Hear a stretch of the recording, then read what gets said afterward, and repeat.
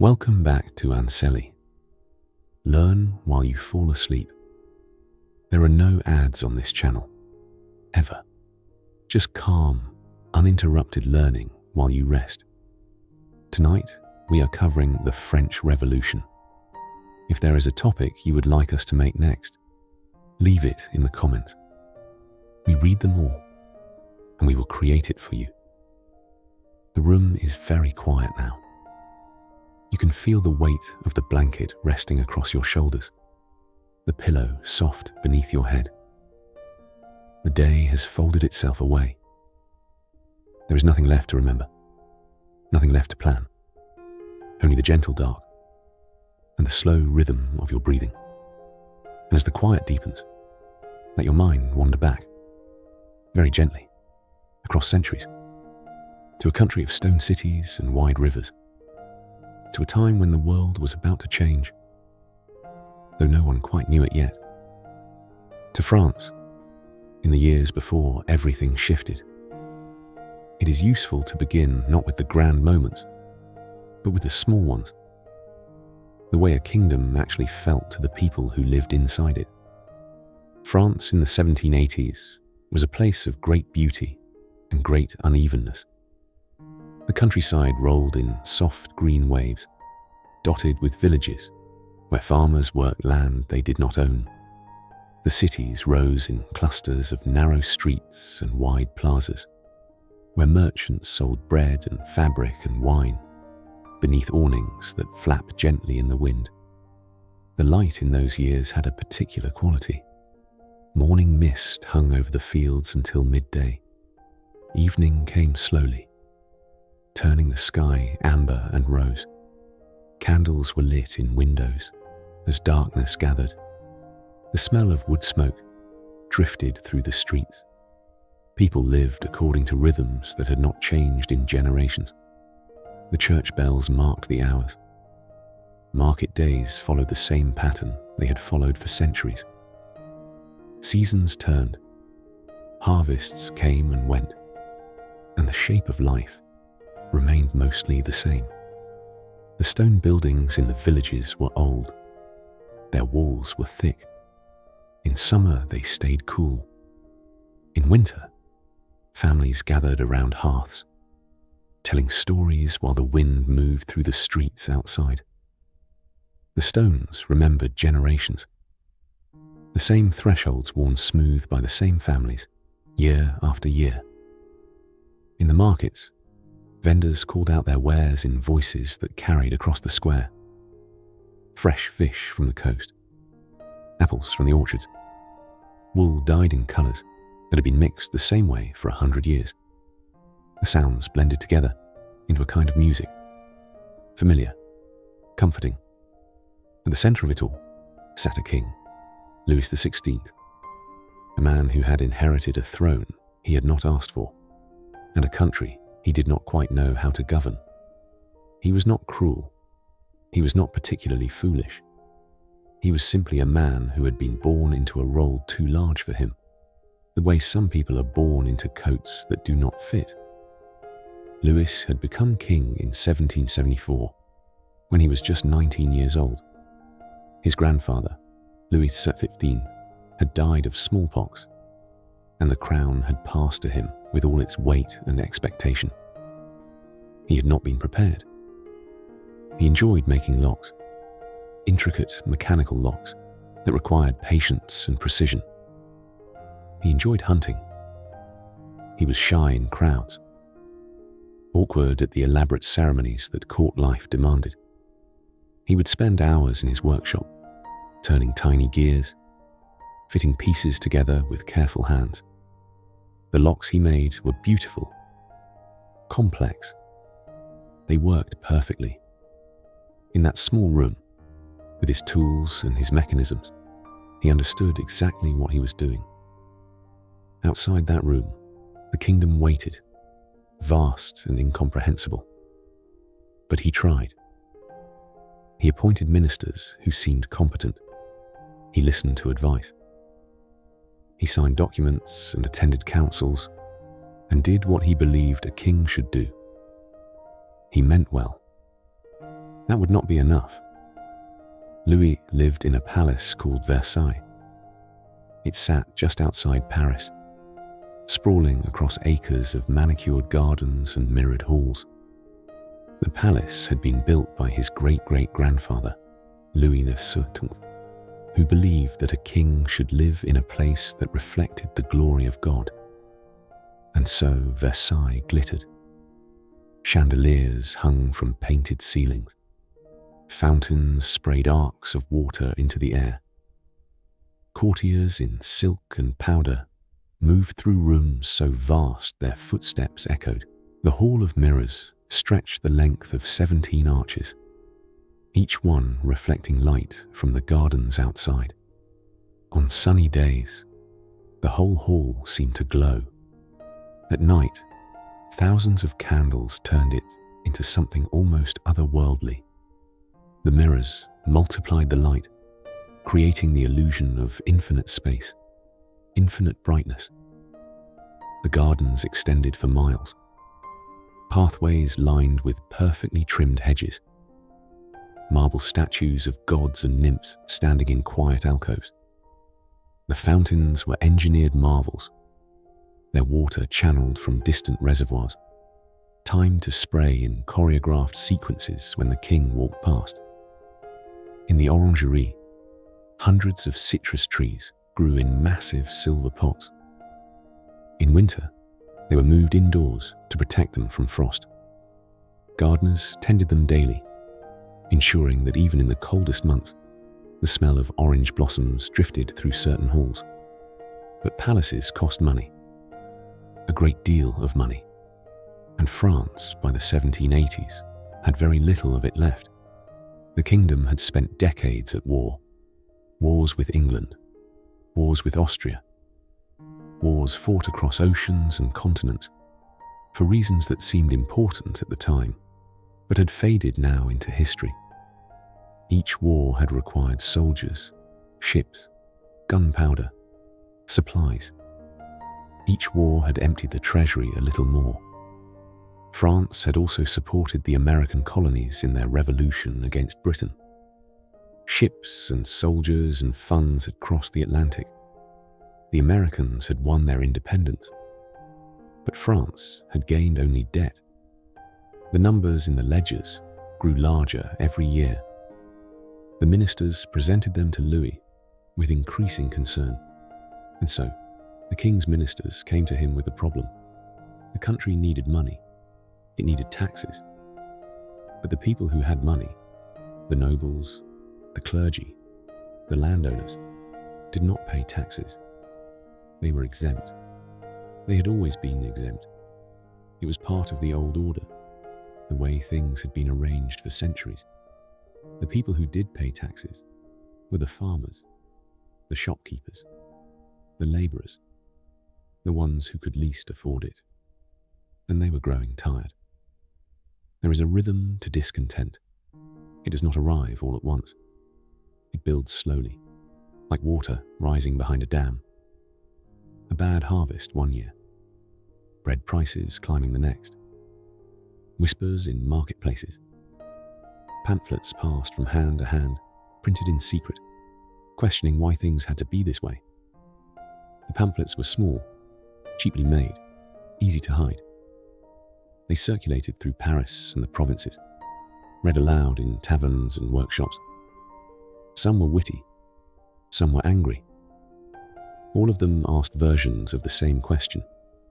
Why should so few have so much, while so many had so little? The printing presses that made them were hidden in attics and cellars. The printers worked at night, the smell of ink sharp in the close air. The pamphlets were bundled and distributed before dawn. By the time the authorities heard of them, they had already spread too far to stop. By 1788, the whispers had grown louder. The winter that year was bitterly cold. Rivers froze solid enough to walk across. Crops failed in the frozen ground. In Paris, people stood in long lines for bread, their breath misting in the early morning air. They watched the price of a loaf climb higher each week, while across the river, The palace glittered on.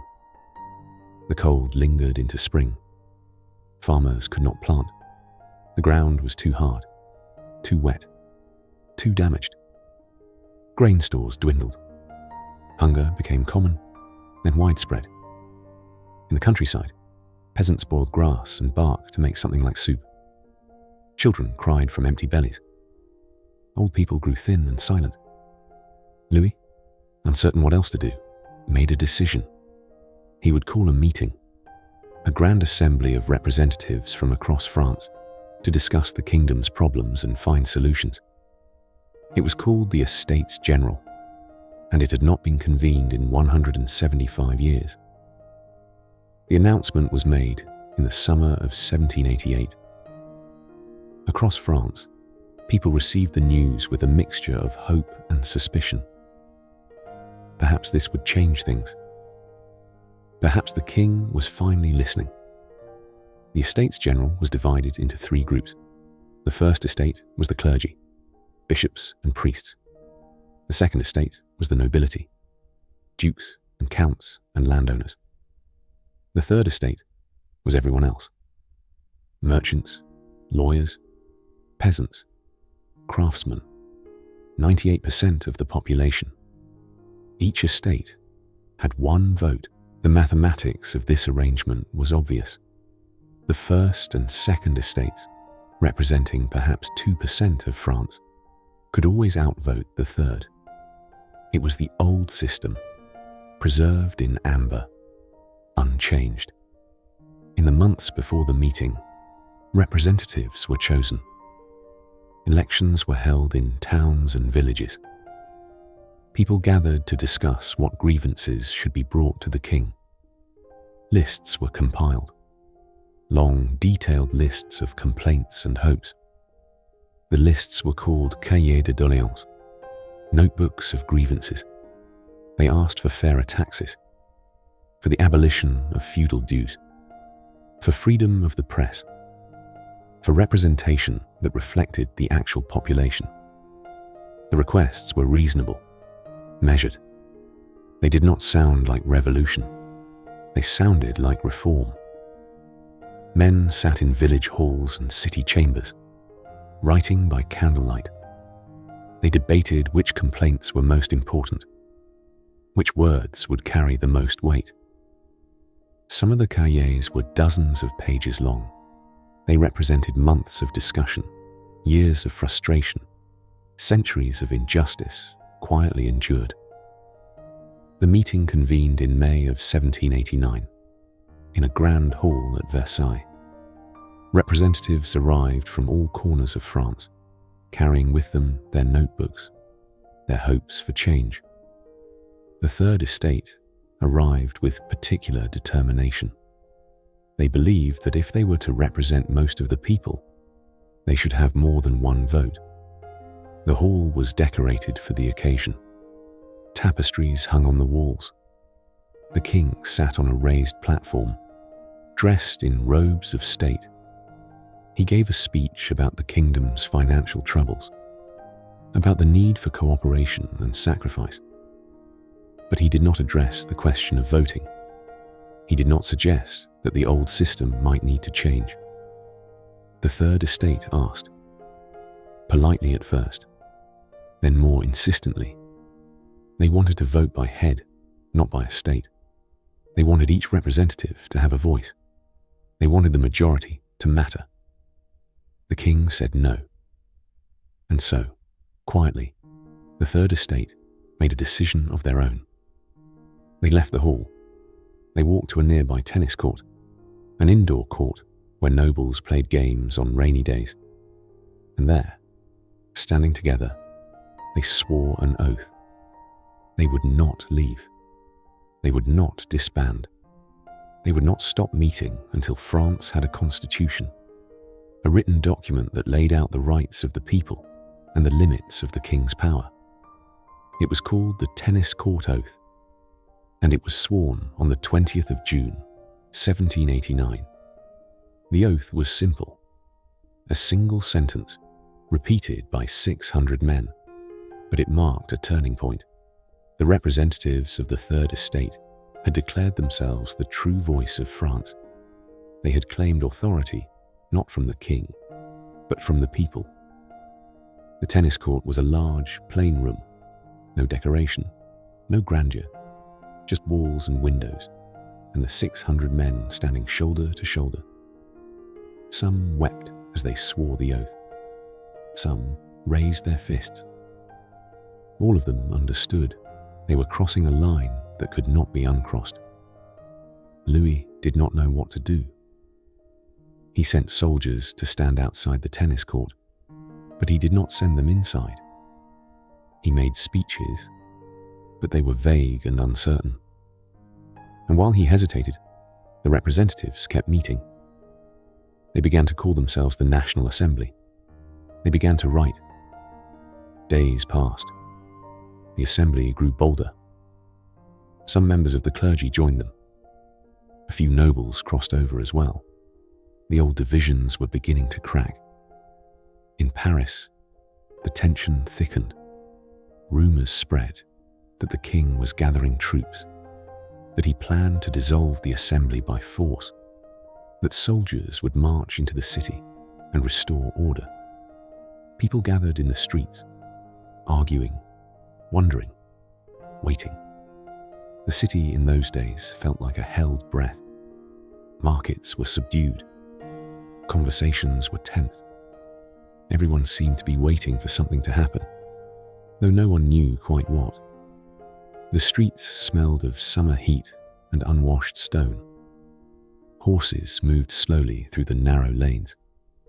Shopkeepers stood in doorways, watching the crowds pass. At night, people gathered in cafes and taverns, speaking in low voices, glancing toward the doors. On the 14th of July, 1789, a crowd marched to a fortress on the eastern edge of Paris. It was called the Bastille. It was old and stone and grey, with thick walls and narrow windows. It had once been a prison for enemies of the king, though by 1789 it held only 7 prisoners. But it also held something else: gunpowder. The crowd wanted the gunpowder. They wanted to defend themselves in case the soldiers came. They called to the governor of the Bastille, demanding he open the gate. He refused. The crowd pressed closer. Shots were fired. No one was quite sure who fired first.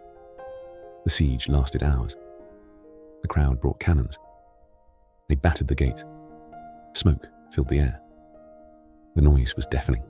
Shouts, gunfire, the crash of metal on stone. The Bastille had stood for 400 years. Its walls were 10 feet thick in places, but walls can only hold so long against determination. The drawbridge splintered. The gates gave way. The crowd poured inside. By the end of the day, the Bastille had fallen. The governor was dead. The prisoners were freed. And the crowd, exhausted and exhilarated, carried the keys of the fortress through the streets like trophies. When Louis heard the news, he is said to have asked, "Is it a revolt?" And one of his advisors answered very quietly, "No, sire, it is a revolution." The fall of the Bastille became a symbol, a moment when ordinary people had stood against the old order and won. Across France, similar uprisings began. In villages and towns, peasants refused to pay taxes. They burned the records of debts they owed to landlords. They tore down the gates of estates and hunted in forests that had been reserved for nobles. The summer of 1789 became known as the Great Fear. Rumors swept through the countryside. Rumors of bandits, of foreign armies, of nobles plotting revenge. Peasants armed themselves. They formed militias. They took control of their own villages. Fields that had been forbidden were opened. Forests that had been reserved for noble hunting became common ground. The old rules dissolved like morning mist. People discovered they could simply stop obeying. The National Assembly, still meeting, still writing, tried to channel this energy into law. In August of 1789, they issued a document called the Declaration of the Rights of Man and of the Citizen. It was brief and clear. It said that all men were born free and equal, that they had natural rights, liberty, property, security, that the law should be the same for everyone, noble and peasant alike. The declaration was written in 17 articles. Each one was carefully worded, precise. It drew on ideas from the Enlightenment, from philosophers like Rousseau and Voltaire, from the American Declaration of Independence. It was both radical and reasonable. It was a radical idea, though it was written in calm, measured language. It did not sound like a battle cry. It sounded like common sense. But common sense, when it overturns centuries of tradition, can be a dangerous thing. Louis, still king, still living at Versailles, tried to resist. He refused to approve the declaration. He refused to approve other reforms the Assembly had written. And so, in October of 1789, a crowd marched from Paris to Versailles. This time, many of them were women, market women, tired of high bread prices, tired of waiting for change. They walked through the rain, 12 miles, their skirts heavy with mud. When they reached the palace, they demanded to see the king. They demanded bread. They demanded that he return with them to Paris, where he could not ignore them. The march had started early in the morning. Thousands of women, some carrying pikes, some carrying kitchen knives, some carrying nothing but their anger. They sang as they walked. They called out to each other. By the time they reached Versailles, they were soaked and tired and determined. Their voices echoed across the wet cobblestones. Rain dripped from their hair and cloaks. Some had walked barefoot to save their shoes. Their feet were muddy and cold, but they kept walking. Louis agreed. He had little choice. And so the royal family, Louis, his wife Marie Antoinette, their children, were escorted back to Paris in a long, slow procession. They moved into a palace called the Tuileries, in the heart of the city, where crowds could watch them, where the Assembly could keep them close. The journey back took all day. The crowd surrounded the royal carriage, pressing close. Some people cheered, some jeered. The king and queen sat inside, pale and silent, watching Paris approach. The Tuileries was smaller than Versailles, darker. Its windows looked out onto streets filled with people who no longer bowed. The royal family could hear the city at all hours. Voices, footsteps, the sounds of a country that had stopped waiting for permission. For a while, it seemed as though the revolution might settle into something manageable. A constitutional monarchy, perhaps. A king with limited powers. A government elected by the people. Laws that applied to everyone. The Assembly worked through the details. They abolished the old provinces and redrew France into departments. They reformed the church, making priests employees of the state. They wrote and debated and revised. The Assembly met in a large hall in Paris. Sessions lasted for hours, sometimes deep into the night. Representatives argued over every clause, every word. Some wanted to move slowly, preserving what they could of the old order. Others wanted to sweep it all away and start fresh. Candles burned low in their holders. Wax pooled on the tables. Men's voices grew hoarse from speaking. Outside, the city slept and woke and slept again. While inside, the future was being written one article at a time. But outside the Assembly, the revolution grew harder to control. Clubs formed, where men gathered to argue about what France should become. The most famous of these clubs met in an old monastery that had belonged to the Jacobin order, and so they called themselves Jacobins. The Jacobins believed in the revolution with a fierce, uncompromising clarity. They believed that liberty could not be half won, that the old order had to be completely dismantled, root and branch, or it would grow back. They were led by men like Maximilien Robespierre, a lawyer from the north of France, who spoke in a high, clear voice and believed very deeply in virtue. Robespierre was not a warm man.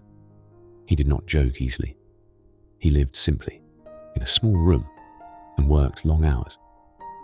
But he believed that the revolution could create a new kind of society, one based on reason and justice, one where people were equal not just in law but in fact. He dressed plainly. He ate simple meals. He rarely drank wine. His life was the revolution, and the revolution was his life. He spoke often of virtue, of the need for citizens to be morally pure, to place the good of the nation above their own interest. His room had a narrow bed, a desk, a single chair. Books lined one wall. Papers covered the desk in neat stacks. He wrote late into the night, his handwriting small and precise, drafting speeches that would shape the course of the revolution. The problem was that not everyone agreed on what that society should look like. Some wanted a constitutional monarchy. Some wanted a republic. Some wanted the church to remain powerful. Some wanted it abolished entirely. And as the arguments grew sharper, the stakes grew higher.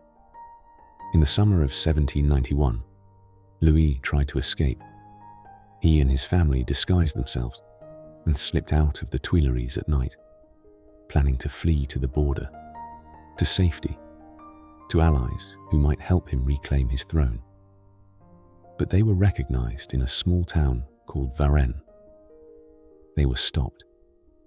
They were brought back to Paris, under guard, no longer trusted.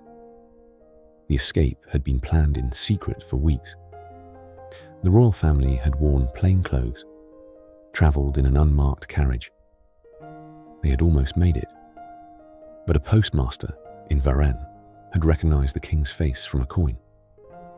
He had raised the alarm. The carriage had been stopped at night. Torches surrounded it. Voices demanded the passengers step out. Marie Antoinette had tried to shield the children. Louis had tried to explain, but the postmaster was certain, and the revolution did not forgive. The escape attempt changed things. It made clear that Louis did not accept the revolution, that he was not a reluctant partner, but an enemy. And enemies in a revolution are dangerous. In April of 1792, France went to war. Austria and Prussia, alarmed by the revolution, threatened to invade and restore the monarchy. The Assembly, defiant, declared war first. French armies marched to the borders. Volunteers flooded into Paris, singing a new song that had been written in Marseille. It was stirring and fierce, and it would later become the national anthem. The song was called La Marseillaise. It spoke of tyranny and blood and the defense of the homeland. Soldiers sang it as they marched. Crowds sang it in the streets. It became the sound of the revolution.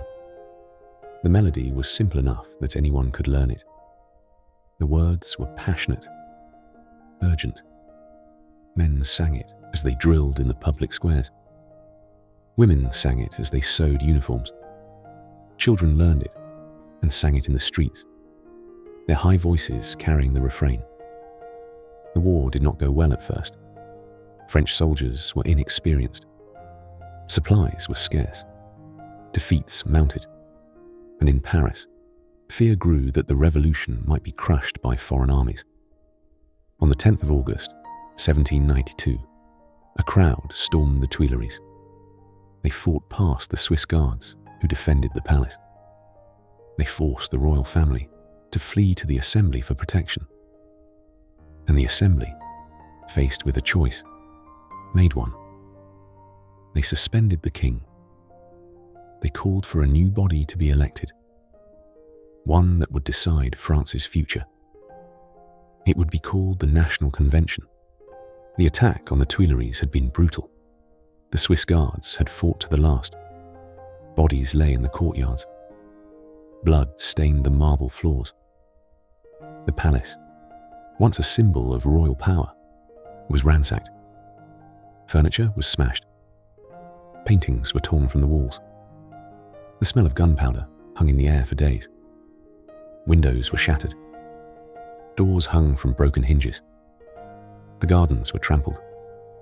The fountains ran dry. The convention met in September of 1792. One of its first acts was to abolish the monarchy. France was no longer a kingdom. It was a republic. Louis was no longer a king. He was citizen Louis Capet, a prisoner awaiting trial. The vote to abolish the monarchy had been unanimous. The convention had declared that royalty itself was abolished in France, that sovereignty belonged to the people, that the nation would be governed by laws, not by the whims of a single man. The trial took place in December. Louis was accused of treason, of conspiring with foreign powers, of betraying the revolution. He was given lawyers. He was allowed to speak in his own defense. But the outcome was never really in doubt. The trial lasted weeks. Evidence was presented. Witnesses testified. Louis sat quietly, listening, occasionally conferring with his lawyers. He denied the charges. He said he had always wanted what was best for France. His voice was calm during the proceedings. He answered questions directly. He did not plead. He maintained a kind of dignity that surprised even those who had condemned him. In January of 1793, the convention voted. Louis was found guilty, and by a narrow margin, he was sentenced to death. On the 21st of January, a cold, grey morning, Louis was taken to the Place de la Révolution. A scaffold had been built there, and atop it stood a machine that had been invented a few years earlier by a doctor named Guillotin. It was designed to be humane. A blade, weighted and sharp, that would fall quickly and end a life without prolonged suffering. Louis climbed the steps. He tried to speak to the crowd, but drums drowned him out. The blade fell, and France, for the first time in over 1,000 years, had no king. The crowd that had gathered was silent at first. Then someone shouted, "Long live the Republic!" Others took up the cry. Hats were thrown in the air, but many people simply stood, watching, trying to understand what had just happened. The sky was the color of ash. A light snow had begun to fall. It settled on the scaffold, on the cobblestones, on the shoulders of the silent crowd. The revolution now entered its darkest phase. The convention was divided between moderates and radicals. The radicals, led by Robespierre and the Jacobins, believed that the revolution was under threat. Foreign armies pressed at the borders. Rebels rose in the countryside. Traitors, they believed, hid everywhere, and so they created the Committee of Public Safety. It was given sweeping powers to defend the revolution, to arrest suspects, to hold trials, to pass sentences. It was meant to be temporary, a measure for a time of crisis. The committee was composed of 12 men. They met in secret. They made decisions quickly. They had the authority to override other branches of government. Robespierre became its most influential member. But the crisis did not end, and the committee did not relinquish its power. What followed is known as the Reign of Terror. It lasted from the summer of 1793 to the summer of 1794. During that time, The guillotine was used not just on nobles and priests, but on anyone suspected of opposing the revolution. Thousands were executed in Paris, in the provinces, in cities and towns across France. Robespierre believed it was necessary. He spoke of virtue and terror as two sides of the same coin. Virtue, he said, was the principle of the revolution, but without terror to enforce it, virtue was powerless. The logic was cold and unyielding, and it consumed even those who had helped create it. Friends turned on friends. Allies became suspects. The revolution, which had begun with declarations of liberty, now fed on fear. The guillotine was set up in the Place de la Révolution. It operated almost daily. Crowds gathered to watch. Some people brought their knitting. Some brought their children. Executions became routine, almost mundane. The platform was stained dark. The basket that caught the heads was emptied each evening. The executioner's assistants worked with the efficiency of butchers. It was a grim, methodical process. Marie Antoinette, the former queen, was tried and executed in October of 1793. She had been vilified for years, blamed for the kingdom's extravagance, though much of the blame was exaggerated or invented. She faced her death with a dignity that surprised those who watched. She had been imprisoned for months before her trial, separated from her children, interrogated, humiliated. But when she climbed the scaffold, she walked steadily. She apologized when she accidentally stepped on the executioner's foot. Her hair had gone white during her imprisonment. She wore a simple white dress. She did not weep. She did not beg. She simply climbed the steps and knelt and waited for the blade. Others followed. Moderates, who had once led the revolution. Radicals, who were deemed not radical enough. The guillotine's blade rose and fell, in a rhythm that became almost mundane. Georges Danton, one of the early leaders of the revolution, was executed in April of 1794. He had grown tired of the bloodshed, had called for mercy. That made him suspect. His last words were said to be a request that his head be shown to the crowd, because it was worth seeing. Danton had been a large man, loud and passionate. He had roared speeches that moved crowds to action. But in his final moments, he was quiet, almost resigned. He had seen what the revolution had become. But terror, like fire, eventually burns itself out. By the summer of 1794, even members of the convention had grown afraid. They realized that no one was safe, that today's revolutionary could be tomorrow's traitor. On the 27th of July, 1794, a date known as the 9th of Thermidor, in the new calendar the revolution had invented, the convention turned on Robespierre. He was arrested. The next day, he was executed, along with his closest allies. Robespierre had tried to speak in his own defense, but his voice failed him. His jaw had been shattered by a gunshot during his arrest. He could only make sounds. The crowd jeered. The blade fell. The terror ended, not with a declaration, but with an exhausted silence. France, in the years that followed, tried to find its balance. The convention gave way to a new government, called the Directory. It was meant to be stable, moderate, a middle path between monarchy and radicalism. But it was weak and corrupt, and it struggled to govern a country that had been through so much upheaval. The Directory consisted of 5 directors. They rotated leadership. They quarreled among themselves. They relied on the army to maintain order, and the army began to realize its own power. The directors lived well. They held lavish parties while the country struggled. Corruption was common. Bribes changed hands. Contracts went to the highest bidder. The idealism of the early revolution seemed very far away. The wars continued. French armies, now experienced and battle-hardened, pushed beyond the borders.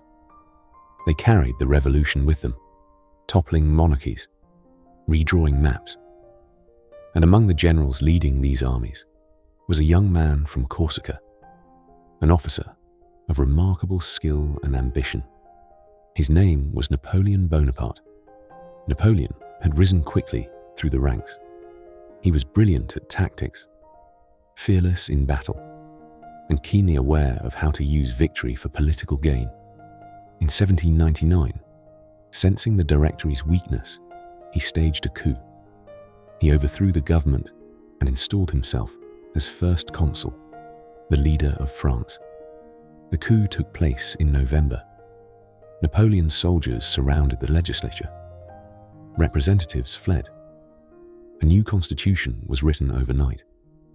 Napoleon presented himself as the man who would bring stability, order, an end to chaos.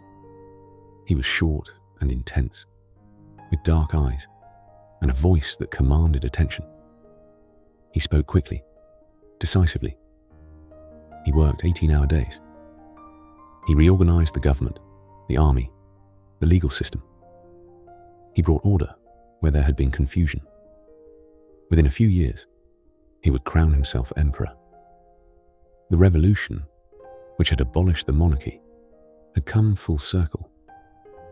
But the France Napoleon ruled was not the France of Louis XV. The old feudal privileges were gone. The legal code Napoleon established, the Napoleonic Code, enshrined many of the revolution's principles: equality before the law, property rights, secular governance. The Napoleonic Code was comprehensive. It covered civil law, criminal law, commerce. It was written clearly, in language that ordinary people could understand. It spread across Europe as Napoleon's armies conquered new territories. Parts of it are still in use today. The code was organized into sections. Each article was numbered. Each principle was stated plainly. It replaced the tangle of regional laws and feudal customs with a single, unified system. It was one of the revolution's lasting achievements. The revolution had changed France permanently. It had also changed Europe. The ideas it had unleashed, liberty, equality, the rights of citizens, would spread across the continent and beyond, sparking uprisings and reforms for generations. The revolution had shown that the old order could be challenged, that kings were not divinely appointed, that people could govern themselves. These ideas could not be unlearned. They traveled in books and pamphlets. They traveled with soldiers and merchants. They traveled in conversations held quietly in taverns and coffee houses across Europe. The world had shifted. The old certainties were gone. But those are stories for another night. For now, the images begin to soften. The crowded streets of Paris, the stone walls of the Bastille, the quiet room where Robespierre worked late into the night, believing he was saving the world.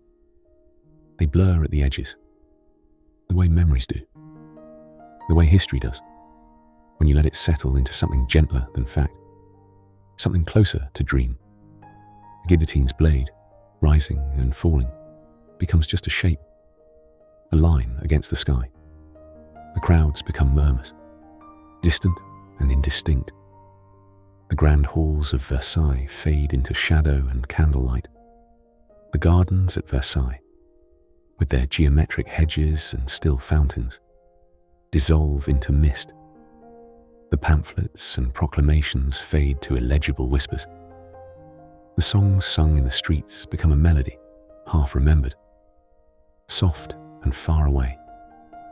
The smell of wood smoke and bread and rain on cobblestones. The sound of church bells and market vendors and marching feet. All of it drifting now. All of it settling into the quiet. And France, that country of stone and rivers, becomes simply a place where things happened once, a long time ago. In a world that is no longer yours to worry about, the weight of the blanket is still there. The pillow, soft. The room, dark and safe. The revolution is history now. Settled. Complete. A story that has been told and can rest. The candles have all gone out. The voices have all faded. The streets are empty and peaceful under a gentle rain that washes everything clean. There is nothing left to remember now. Only the slow, gentle pull of sleep. The revolution is over. The story is told. The night is very quiet. Your breathing has slowed, deep and even. The darkness is complete and warm. The room holds you gently. The world outside has disappeared. There is only this moment, this breath, this soft descent into rest. And you are drifting, gone.